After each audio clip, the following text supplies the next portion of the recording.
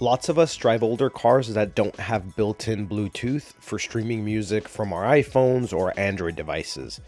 But there's a solution, let me show you. I'm in a 2008 INFINITI G sedan that came with an auxiliary cable.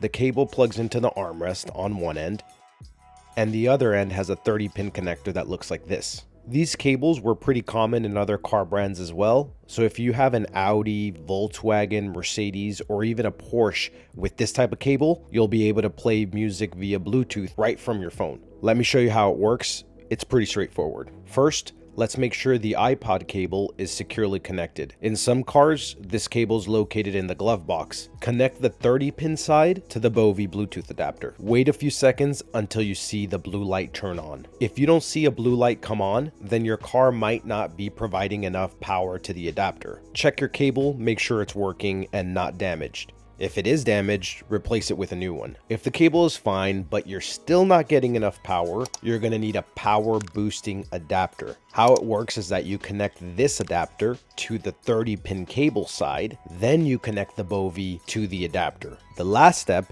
you need to provide power to the side of the adapter. The way I did that is by using the cigarette lighter port adapter and then plugging that cable to the power booster.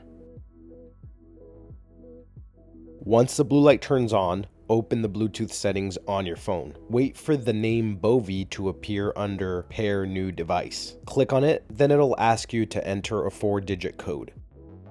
The code is 0000.